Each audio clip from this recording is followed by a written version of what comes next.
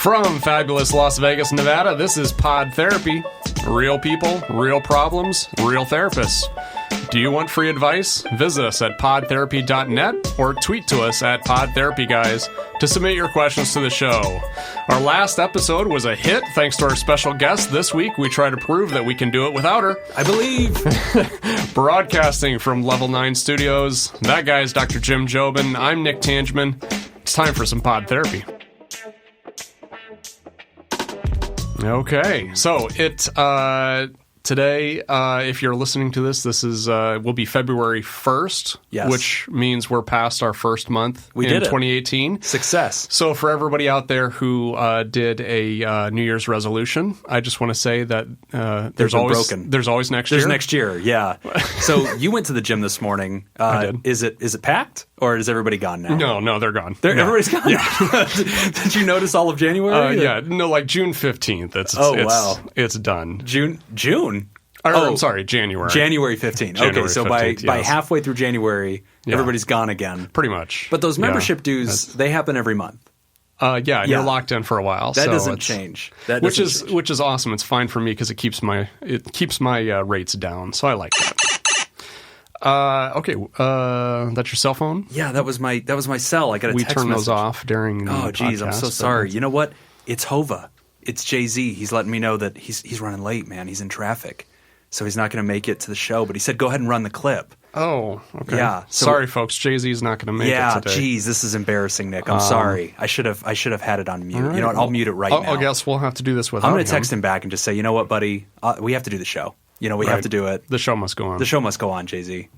But we're going to run the clip, though. So this last week, Jay-Z was on CNN with not me. I think it was Van Jones, better guy than me. And he talked about a lot of different things, but he actually talked about therapy. And he talked about how he has gotten therapy and how his marriage succeeded because of getting therapy. And I thought it was really important to grab this clip. And since Jay-Z is not going to make it to the studio this afternoon because it sounds like he's stuck in traffic, I guess we'll just go ahead and run the clip. So we'll run the clip from CNN and we can talk about that a little bit. Yeah, so that's the only reason he's not going to make it is because that dang traffic on Las Vegas Boulevard. So we'll go ahead and run the clip and we'll take a look at it. Mental health, trauma, PTSD is so rampant in our community. But, as scared as black folks are of the cops, we even more scared of therapists. Like, we're not trying to go to therapy. Yeah, it's a stigma. It's a stigma. It's a stigma, and people are dying. You went to therapy. You talk about it. Yeah. How did you get over the stigma of going to therapy and then talking about it? Because you might you might save a life just talking about that. Well, as you grow, you realize the ridiculousness of the stigma attached to it. It's like, what? You just talk to someone about your problems, And I think actually it should be in our schools. I think children have the most going on. Their mind are not fully developed, and teenagers, and you're drinking, and you're doing damage to your brain, and all these things are happening to you, and you don't know how social anxiety and all these things are happening to you, and you don't have the language. That's right. You don't have the language to navigate it. How can you navigate it? How can you know when a guy is bullying you? All you have to do is say, "Man, you okay?" You could change the whole thing. So as opposed those kind of tools and skills can get out of therapy, which we don't have enough of in our community. Man, that's just huge. And so Jay-Z talked a little bit about going to therapy himself, how he uses that word stigma, Nick. He says, this is silly, as Van Jones says, hey man, how did you kind of deal with that? What do you think about that? And I really appreciate that Jay-Z sort of laughs at that and says, you know what, this is dumb. It was just talking to somebody. That's all I did. Right. If it's kind of like, well, have you ever had coffee with a friend and talked about something serious? Right. That's therapy is not that far off. It's a better friend. Right. And a friend that doesn't interrupt you talking about his life. Right. Somebody who's kind of trained to communicate, but for all intents and purposes, that's essentially what it is. It is. And another thing I'm really glad about with why he came out and said this, I think a lot of people misunderstand who gets therapy. And a lot of people think, well, I don't need it, right? Because I'm not hearing voices or something extremely serious. And a lot of people think of getting therapy as a form of concession. Like, oh, if I go see the therapist, I'm broken, I lose, I need help, and I'm doing air quotes around that. And here's this guy, Jay-Z. who, Nick, I don't know about you, but I'm pretty confident I'll never be more successful than Jay-Z. And I don't know. I would agree with that. Yeah, okay, thanks. And so, like, I feel like if Jay-Z can go out and get something out of therapy, any of us can. I mean, come on, man. Jay-Z's married to Beyonce. Like, Yeah, how rough can his life really be? yeah, how bad is it? And like, but he's got stuff. So I think all of us could benefit from seeing a therapist, right? Right. And the other thing, too, is that it doesn't necessarily have to be something where it's like I have a problem, so I go into therapy to address the problem. There's also maintenance. Right. Where it could be a problem that you've had a long time ago that you're still kind of dealing with. Yes. And it's not uncommon for people just to come back after they've completed therapy, to come back again a little bit later just to kind of, discuss what progress you've made and what progress you hope to continue to make, and how with do you my maintain clients, that. I call that a booster shot. So I would have guys that would come in every week, and eventually we'd start seeing each other every other week and then once a month. And then I'd tell them, okay, I want you to come in 6 months and give me an update on what's going on.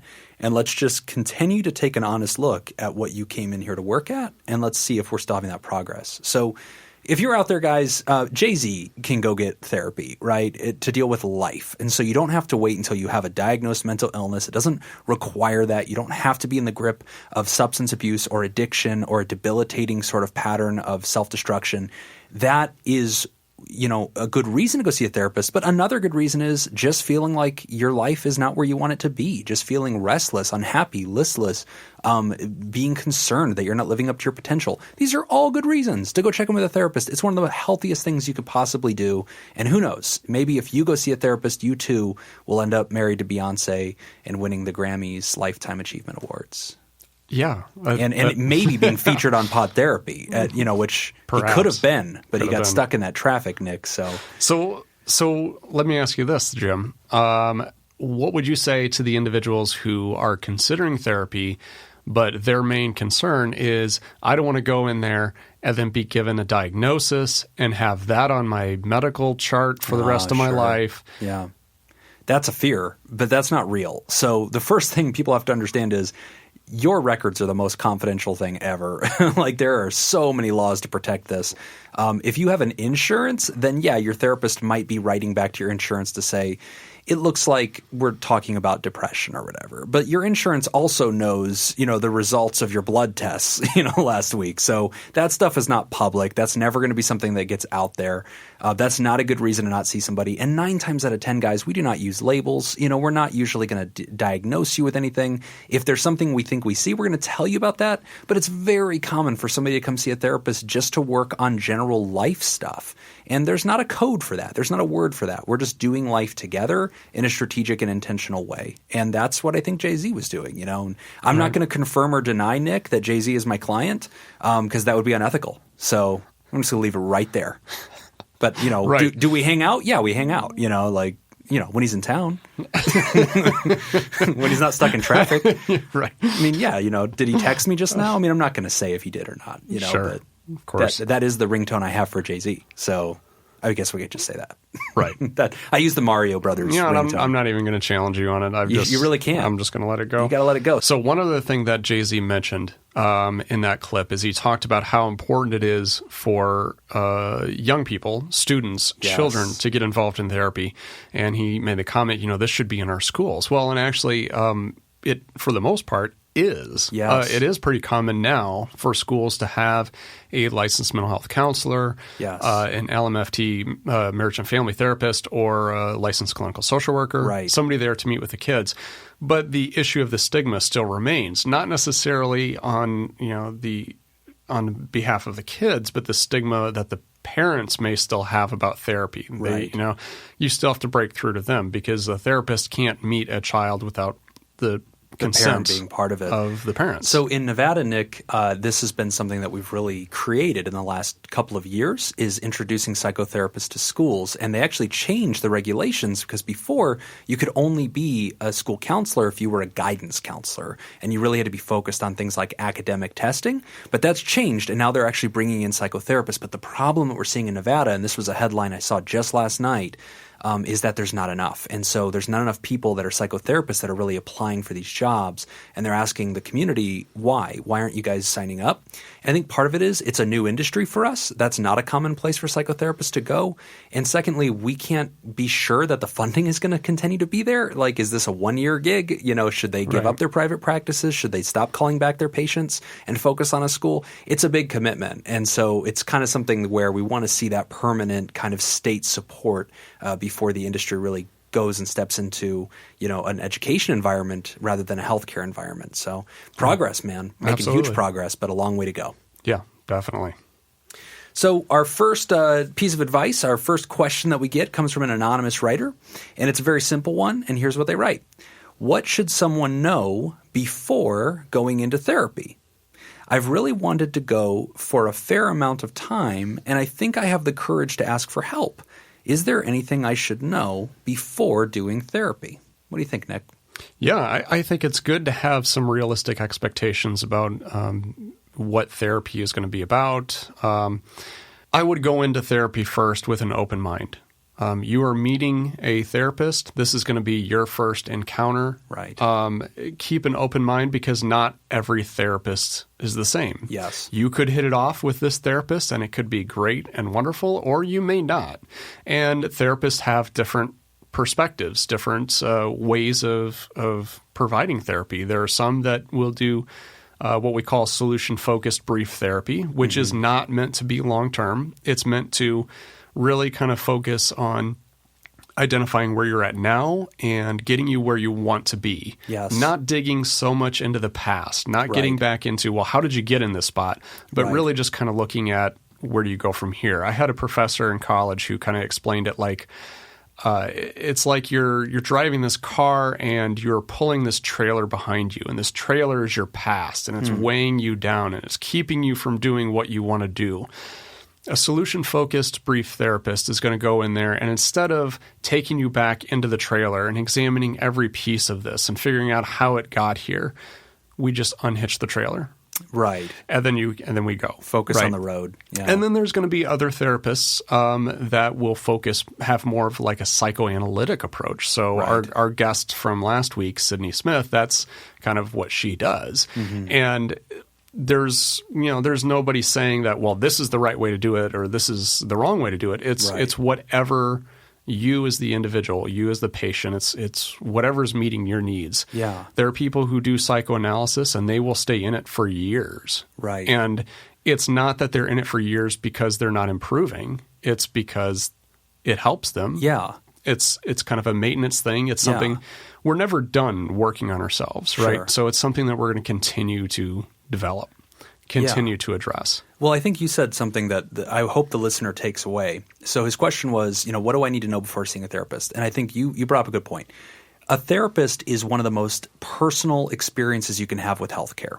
So the guy who's going to do your colonoscopy, you might not even meet that guy, and it might not really matter to you, who he is, what his background is, how he thinks about the world, right? You don't care. But a therapist is a very personal experience, and so it's very normal for people to want to select a therapist that seems to be somebody they could relate to and, has something about them that's attractive and compelling to the patient. And so, my first advice to this guy is take your time, do your best to try to do some research and find somebody that seems like a good fit. But if I can get on my soapbox for a second here, Nick, in Nevada healthcare, things have really changed. And what they've done is to save costs, they've bundled everybody. And they say, hey, you don't get to go out there and find your therapist anymore. This is the group that we work with. If you have our insurance, if you have ABC insurance, you go to ABC Therapist Agency. And you do not get a choice anymore. And what I'm seeing is patients who are very frustrated with that because they're just being pushed through the system and they don't get that opportunity to make a decision. Right. And the other thing you talked about was psychotherapeutic theories or techniques. Yesterday, I met with a psychology student here in Nevada who asked me, what is my theory and what do I use? And I was explaining I actually use solution-focused brief therapy, which you mentioned. But there's at least a dozen other ways of doing things. There's cognitive behavioral therapy. There's dynamic theories. There's marriage and family therapy, which is its own actual approach. And there's Freud, right? Psychoanalysis. Right. What I explained to him was, because he asked me which one was better, and I said that's not how it works. And you said this as well. I said it's kind of like mixed martial arts. It's kind of like UFC or MMA fighting. You're allowed to use any technique you want, and you have the same objective, which is beat up the bad guy, right? So solve the problem, but you're allowed to use any combination of tricks to get that problem solved.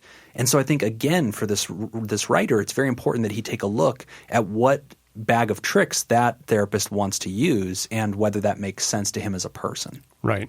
And I can approach this question from the end of the consumer as well. Just to self-disclose a little bit, I went into therapy a few years back. Yeah. And it was amazingly beneficial.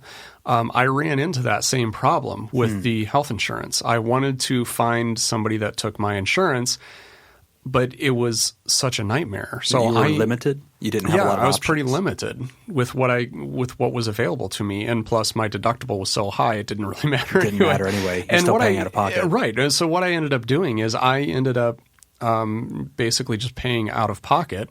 For somebody that you wanted to see. Yeah. And it was great. And was it financially draining? Yeah, it was. Yeah. But to me, my mind is the most valuable thing in my life. Right. Besides me.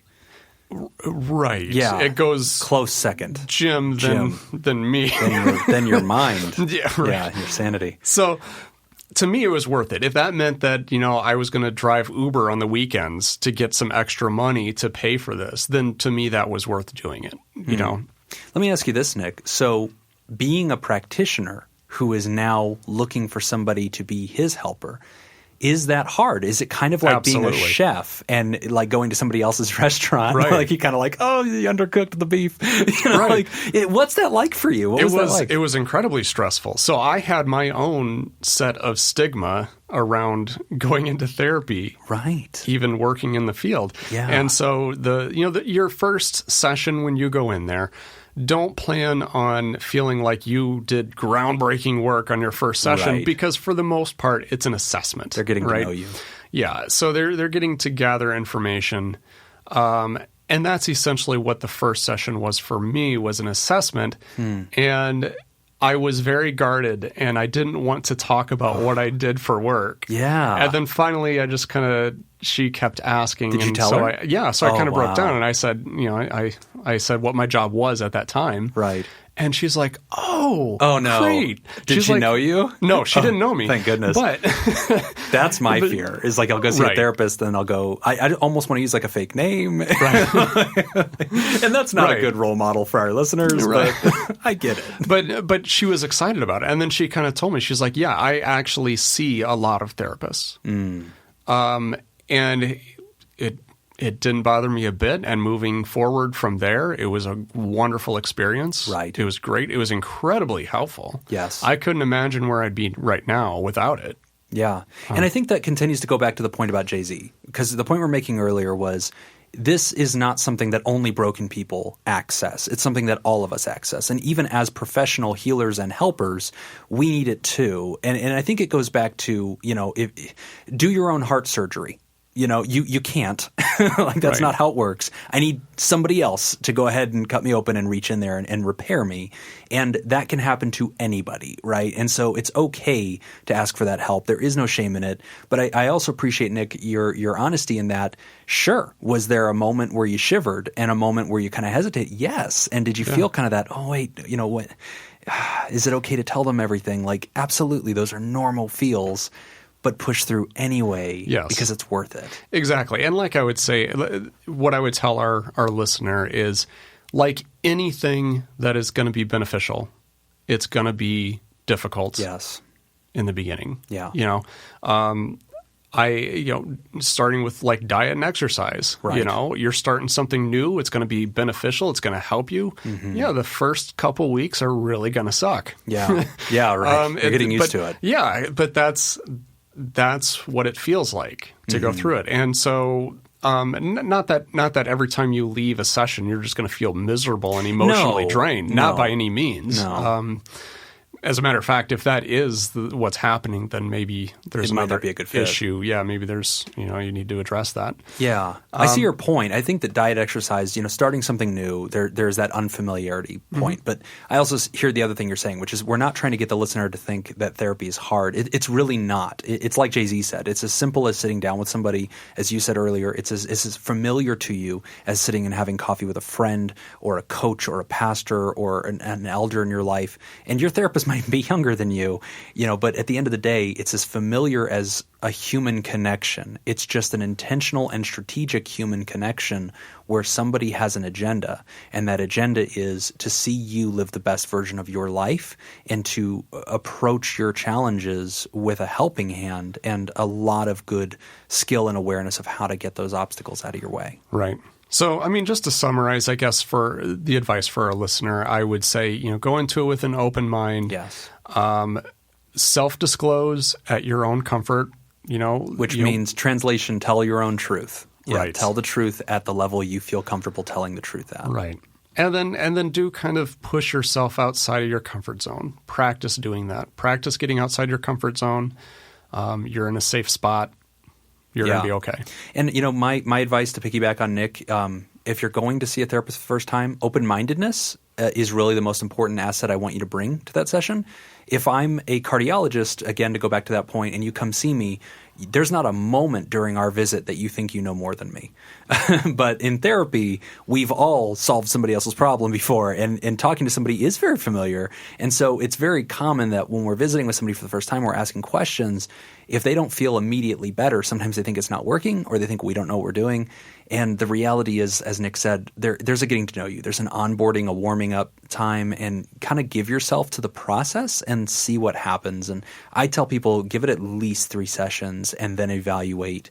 Am I making any amount of incremental progress, even if that's by inches and not feet right now? If that's happening, that's the snowball effect beginning. And eventually those feet will become miles. Absolutely. So, please let us know. Follow up with us. Yeah. Please send us an email. Let us know how that turns out. Yeah. What's our email address, Jim? Our email is podtherapyguys@gmail.com. Podtherapyguys@gmail.com. You can send us an email. It's completely confidential. Again, this was submitted anonymously. We will never read your name, but we would love to know how this turned out for you. Absolutely. Okay. So our next one comes to us from user State of Undress. Son, 16 months, doesn't like his dad. Any advice? Get a new son. Oh, wait. Let's hear her out Yeah, first. Let's hear it out. Yeah. And then okay. Our little one is 16 months old. He's a warm-hearted little boy and seems to be developing well. He's especially affectionate with me and any other women. He's generally distrusting of strange men, which I guess is okay for a young boy, but it's definitely not just a gender thing, as he adores his grandpa. He loves to give hugs and kisses to me, Granny, and Nanny, but when his dad tries to do it, he pushes away. He won't look him in the face, won't be held by him when I'm there, and though he does play with his dad, he's rarely affectionate with him. His rejection of Daddy seems to be much worse when I'm around, which makes us think perhaps he's jealous of his dad. My husband is really lovely, warm, and social guy. We are affectionate to each other in front of our boy. He tries to put on a brave face and not react to our son being cold, but I know it's killing him and worries me. For sure, his dad could give him more attention, but it's obviously disheartening when he gets nothing back. Any ideas or suggestions? Should I try to be less affectionate towards my husband in front of our kid? Is this just a phase he'll grow out of? And if so, when? Any ideas? Great question. So I have 2 kids, neither of which like me very much. So I've been through this. I get it. So in this writer's story, the kid is only 16 months old. It's about a year and a half. So the first thing I just want to say is this is extremely normal. It is very, very common for it to take a long time for kids to bond with dad because you have to think about this. You were carrying that kid around for like 9-10 months inside of you. They literally know the sound of your heartbeat. And so there is a unspoken bond. Even the smell of a kid's mother can be comforting to them. So it takes a while for the dad to really bond. And then it's also not uncommon for babies to not necessarily naturally bond with men. That's very common too. Again, it just goes back to some instinctual drives that humans have. But here's my quick advice. I've had this exact same thing happen. It broke my heart as a daddy, but here's what will change it. Give dad some time alone with the baby.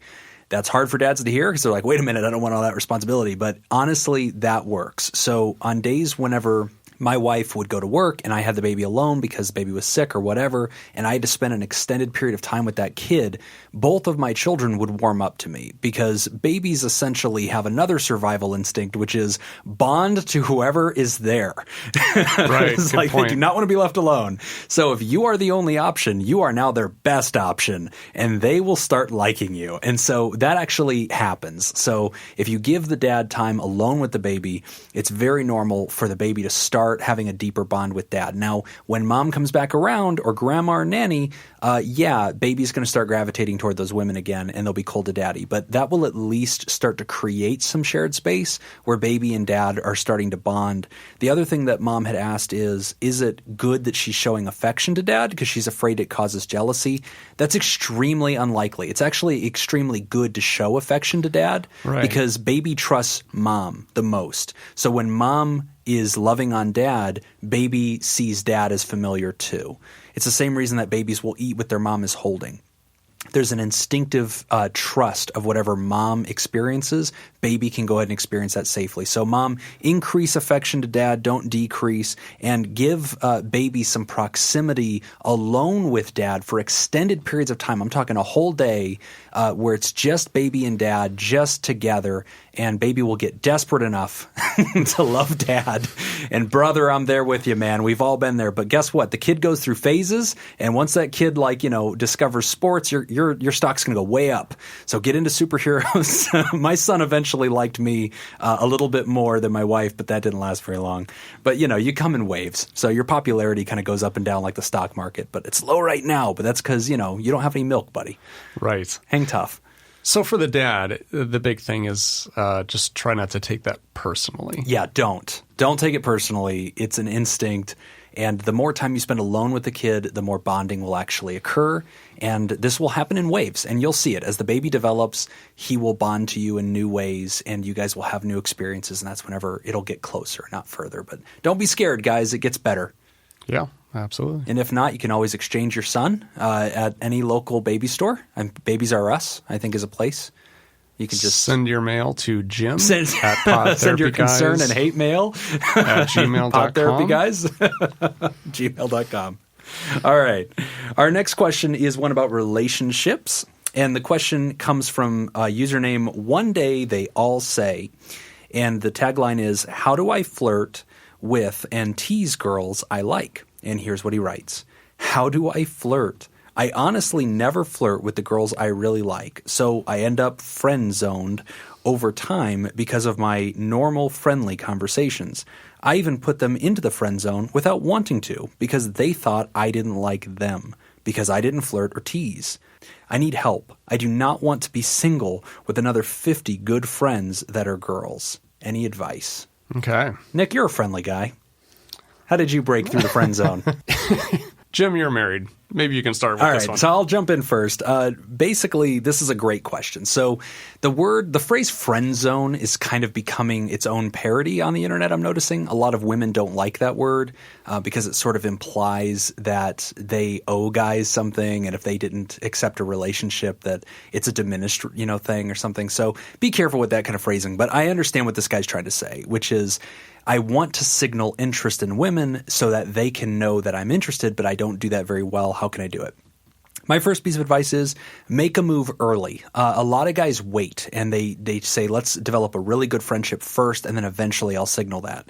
But you're noticing that if you start the context of a relationship in a very honest friend kind of way, it takes on those characteristics, it becomes that, and now it's weird to step out of that. And you can call that a zone, but it's really just the context of a relationship. So my advice is make a move early, ask them out to coffee, ask them to get a drink privately, not as a group. Say, hey, are you available over the weekend? I'd like to get together. I just want to get to know you. And if you say that, for the most part, women understand that if you're inviting them out one-on-one, there's an interest factor. I think that's a great place to start. I would say when you're actually getting together, ask relationship-sounding questions. Don't just ask them what's their favorite color. Where'd you grow up? Also, ask them questions about their relationship history. So, how long have you been single? So, what do you look for in somebody? Ask questions about that. Like, what's your type? Those kinds of things are familiar, they're flirty, and they inherently sort of carry this question of, are we auditioning? Are we having this conversation? And then lastly, I would encourage you to signal interest, with some flirtation, with some complimenting. But my advice too, since you're not very natural at this, and by your own admission you say it's pretty foreign to you, be careful not to signal too much interest. A lot of guys make that mistake, is they start doting on the girl and saying, you're gorgeous, you're too, and it's like, it's way too much.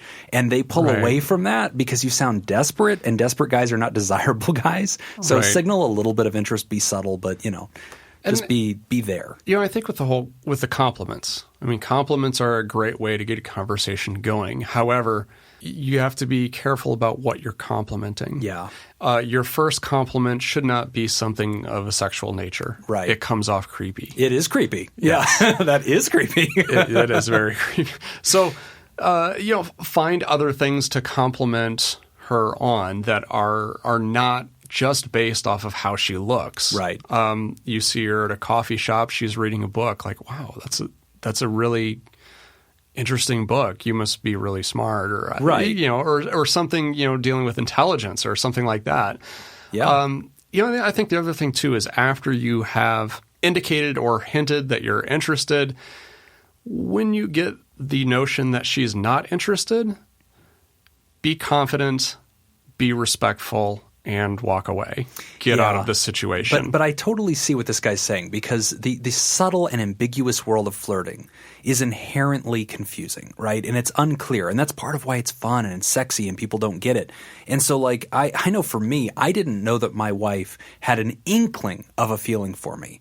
Until we had hung out for a solid week, literally 24 hours a day, splitting up just to literally go to sleep and come back to a coffee shop and hang out again. And a week in, I had no idea. We had almost functionally been dating for a week, and I still had no idea if she liked me. And so I finally just had to say it. I finally just said, okay, I have feelings for you. Is there anything there? And she was like, yeah, no, there is. And I was like, gee, thanks. Could have used any kind of hint. Right, but do you think that's more of an issue with men and less of an issue with women? Because I can totally agree with that. I've been in those situations too, where I'm like, I don't know if there's going to be a second date. I don't know as if she's interested in me at all. And a good friend of mine kind of he kind of makes fun of me and teases me a bit and says, for being a therapist, you're really bad at detecting. You might be on the spectrum a bit, because I can't pick up on stuff like that when dating. But it's been my experience, and I'd be interested to hear other people's opinions on this, but it's been my experience. It has been my experience that women know. Like, they can pick up on really subtle things, and they're pretty attuned to, pretty sure this guy likes me. Yeah, I think that's what's going on. So the other part of my brain is kind of thinking, well, if it turns into a friend zone thing, is that just because she knows that this is happening but is not interested? I think a percentage of the time it is. But what I hear in this writer is, and I've met guys like this, they're very friendly and they're very respectful of women, which is great. And so they end up having a lot of female friends.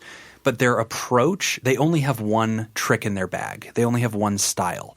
And so they approach as a friend almost always, and there is no signal of interest. And so if there was interest from the female side, she doesn't detect interest from him. As he said, he ends up friend-zoning them. So I think that he has to try on some new personality traits, things that he hasn't done before. He has to try on, like he mentions teasing. There's some value to that. That sounds silly and childish, but that kind of teasing, sort of prodding, giving them a hard time over something simple and having an engaging conversation like that, that can be flirtatious and is something that signals to them that you're interested. And I think that we both, the man and the woman, have to figure out how to signal these things without coming right out and saying it, because that is super awkward, because that's too much of a conversation too early, I think. And so he's asking how to flirt. It's a delicate art. I strongly encourage you to find a man in your life that you think does that pretty well, and ask him to actually showcase this. Actually go out with him and ask him to show you how he does that, because honestly, this is something you learn, I think, socially by having friends that are guys and seeing how they did it and having conversations. And that's how you pick up the subtle and unspoken art of how to actually explain to somebody that you're interested in them without saying those really creepy words, right. Which I totally did, Nick, and I got a wife out of it. So, take my advice. Do as I say, not as I do. Jim is the anomaly. I am the anomaly for many, many reasons. So good luck to you, sir, and I wish you many years of happiness. But definitely try to find somebody else to show you how to do this, because it's hard to do it over the radio. All right, so our next one is also another parenting question, and this comes from username Gator Dragon, and he writes, double potty training trouble. All right. I have two sons, a 5-year-old and a 3-year-old, who I have a bit of a problem with. The 3-year-old is easier for now, but his big brother was fairly calm and patient as a potty trainer, who always went when asked, and he figured out how his body felt before he went. The 3-year-old is an active toddler who gets more easily distracted by television and toys and running and climbing. He doesn't entirely mind or notice a wet pull-up and hasn't learned the signs of needing to go. Any tips for this very active and energetic 3-year-old? My second question is about the older 5-year-old who seems to have regressed and gone from having accidents every 2 or 3 weeks to having 2 accidents a week. Is this the result of his younger brother's potty training? Is it because of kindergarten itself? Is it a combination of both? How can I help my sons with this potty training trouble? Okay. As a single man, yes, who's never had dogs. Kids, Nick, how did you potty train your dogs? I wouldn't recommend crate training. The children? I'll throw that out there right now. I think that's a bad idea. Well, I'm going to go get some coffee. Yeah, I'll jump in on this one. So, okay, potty training and parenting stuff. I have a couple of little tips on this one. So for the 3-year-old, I hear him saying that he's using pull-ups. Actually, I advise you to go straight to undies and don't do pull-ups at all, because I think pull-ups cause a confusion because they're allowed to go potty in them, and so it feels too much like a diaper, but then they're sort of encouraged to mentally figure it out, whereas undies have an actual different feel, and yes, they're going to make a mess, yes, they're going to have accidents, but actually just go straight to the undies and dedicate a whole weekend to checking on this child every 20 minutes. And every 20 minutes just saying, hey, do you need to go potty? Let's go try. And so try to do that every 20 minutes during their waking hours. Put them in a diaper only when they're going to sleep, because they don't have any control over that consciously, but go straight to undies, check on them every 20 minutes. And since these are both boys, I'll give you another trick. Boys are generally harder to potty train than girls. Another trick is to go buy some Cheerios and to take the Cheerio and throw it in the toilet and then tell the boy to shoot it. And that is a lot of fun. I personally, this is what I do on my weekends, Nick, but this is a great way to train your son. So with my boy, I would throw those in there and tell him, hey, get it. And he'd just like, yeah. And so he'd really look forward to it. And then he doesn't want to miss that game. And so he's always looking forward to going potty because he wants to go shoot the Cheerio. And then you could also give them a candy afterward and say, oh, good job. And give him one M&M and say, you went potty, yay, and give him an M&M. For the older kid, also I would encourage you, if he's not in undies right now going to kindergarten, make sure he is. Pull-ups are a bad decision. You're going to need some teacher help on that one. I would encourage you to actually talk to the teacher and ask, hey, between transitioning from activity to activity during the day, can you check? Can you tell him, hey, time to go potty? Do you need to go potty? But he's got to sort of mentally come to it. With both of these boys, I would encourage you to make sure they're wearing undies, not pull-ups, and just dive into it deep. Let the accidents happen. Send them with extra clothes, and just step into it. And with the little one, do Cheerios, but definitely don't send Cheerios with the older one to school, because that will be creepy when he dumps a bowl of Cheerios into the potty in the middle of kindergarten class. Not a good choice. Right. And if that all fails and you have to go to crate training, just be sure to take him outside right after letting him out of the crate. Teach them to go to the door. Yeah. When putting your child back in his cage, make sure that there's fresh newspaper, okay? Don't be inhumane. And treats are your best friend. Treats. Treats, and take him for a walk. I want to give Nick special props for taking questions today on parenting, though he is not a parent. But you've been a foster dad, and you've worked with kids and teenagers a lot. Yeah, mostly teenagers. Okay. The two boys that I ended up fostering were both 17-year-olds. So Okay. they had been potty trained for a couple of years at that point. Months before you met them. Yeah, so today's questioners being a baby and a toddler is probably a little outside of your range. Yeah. That's okay. So these all the things we've talked about today apply to teenagers. I apologize, everybody. This has been a very gym-heavy episode. Yes, it's better than ever. Doesn't it feel like it's great? And Jay-Z. So, those of you who are not interested, tune in next week. When we'll have less Jim and more anybody else. All right, so the next question I'm going to read, and Nick, I think this is one that you can actually jump on, so let's start with this one. This one's anonymous, and it writes, I want to go back to therapy, but I feel like they will throw me in a mental hospital if I say the wrong thing. How did we miss this one when we were talking about the stigma of mental health? Oh, yeah, that would have been perfect. Yeah. Well, we're too deep into this episode right now to. We just gotta unpack it. We can't fix that. But this is a fair question, Nick. It's a lot great of people question. are scared, because they think, well, what if I tell you I want to hurt myself? Are you gonna put me in a straitjacket and send me up the river? Right. So ultimately, no, that's not really going to happen. I mean, the thing that as a therapist that we would look out for is, are you a threat to yourself or someone else? Right. Even things that have happened in the past, you're still protected by patient confidentiality. Right.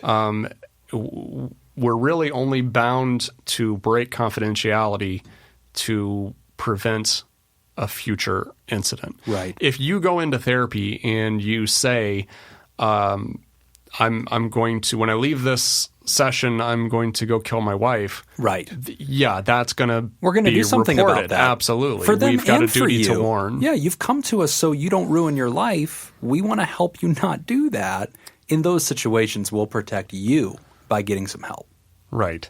And if you're threatening, or I don't want to say even threatening, but if you're having suicidal thoughts, I know a lot of people who just don't want to talk about that in therapy because they feel like, well, if I tell my therapist that I'm having these thoughts, they're going to put me in a straitjacket and I'm going to be in the psych ward. And that's not necessarily the case. There's very rarely the case. Therapists are trained to evaluate suicidal threats, suicidal ideation, to assess the risk involved with any of those incidents. Based off of that, there have been times where further help is needed, further assistance. I mean, if you really are a serious threat to yourself, you have voiced that you want to kill yourself, you have a plan, you've got the means in which to do it, and you're set that this is going to happen tonight, then I, as a helping professional, am going to have to do whatever I can to make sure that you are safe, and that's not going to happen. For the most part, though, I'm trying to think of a time that I've had to do that against somebody's will, and it's very unlikely. Rare. Yeah, it's so rare. Very and rare. This, again, it goes back to some of the stereotypes of therapists, and people think that we're all just pointing at people and giving them labels or sending them, into a straitjacket. That is not how it is. It is not Batman. There's not Arkham Asylum, and, that's not how this works. Right. I have, in Nevada, we call it Legal 2000, and Legal 2000 is when somebody is beyond their own ability to care for themselves, and so we're going to make them go to a hospital for about 72 hours to ensure that they're safe and that the community is safe too. In all of my career, I have probably Legal 2000, I want to say 2 people. One person was actively psychotic and could not differentiate reality from the dream world. That person needed help right then. And the other person let me know they are suicidal, they are going to hurt themselves, and asked for help. And I didn't do it without their permission. I sat them down and said, let's call together and let's tell them what's going on. And he said, yes, I need this. And we got help together. So, guys, there's a stereotype out there that we're going to secretly conspire against you. Therapists would not be very successful if we did everything without you. We want to talk to you and find out what you're going through, and then with your consent and support, come to conclusions together, not behind your back. Yeah, and that's even good for the therapist. I mean, ultimately, what we're trying to do is we're trying to empower the people that we work with. If I'm working with somebody and they don't feel safe, then I want them to be involved in that decision making. And what an amazing step that is for the person to be able to identify, I'm not safe, I need help, and I'm willing to to do this. I think one of the highest values a therapist has is what we call patient sovereignty, right, Nick? The patient's ability to decide their own fate for themselves. And we see ourselves as a consultant, as a helper, as a guide, not as the driver of your car, as a passenger in your car who's holding a map and trying to help you navigate. So I don't think you ever have to be afraid that if you come talk to a therapist, oh, we're going to lock you away or anything like that. You'd be surprised what we've heard, and you'd be surprised, what we're comfortable listening to. And if we're concerned, we'll tell you, but we'll never do that without your consent and your understanding of what's happening. So if I'm a patient of yours, Jim, and I go into our therapy session and I tell you that I've been hearing voices, right? Does that mean you're going to put me in the psych Absolutely not. hospital? Absolutely not. We're going to talk about how normal that is. We're going to talk about other symptoms. I'm going to try to find out if there's more going on. And I'm usually going to give you a referral. I'm going to say, hey, you don't have to live with these symptoms. So what you're experiencing is actually best treated with a certain kind of medicine. Let me give you a referral back to your primary doctor. I want you to show him this letter that I'm writing that explains all this, and let's start having a conversation about medicine. So even in that kind of case where there's something pretty serious going on, we're not going to be locking you away. The only time, again, that I've ever done this is whenever somebody told me they're going to hurt themselves. Right. That needed to be addressed right then. And they were comfortable with that. I didn't do it without their permission. So it's very, very common for us to hear all sorts of things, guys. We're not easily startled. We're not going to lock you away. That's not going to happen. Tell your truth, and you'll be surprised what therapy can do if you're honest. Absolutely. All right, that's all the time that we have for this week's session. A special thanks to our guest, Jay-Z Hova, who told us all about his own experiences in therapy, and thank you to those who contributed to our show. We really appreciate it. Remember that pod therapy isn't something you should keep all to yourself. Help us reach others by sharing this episode. You can find us at podtherapy.net, on Facebook at facebook.com/podtherapy, or you can tweet to us at podtherapyguys on Twitter. Help is out there, everybody. Don't be afraid to ask for it. I'm Nick Tanchman. I'm Jim Jobin. Thanks, and we'll see you next week.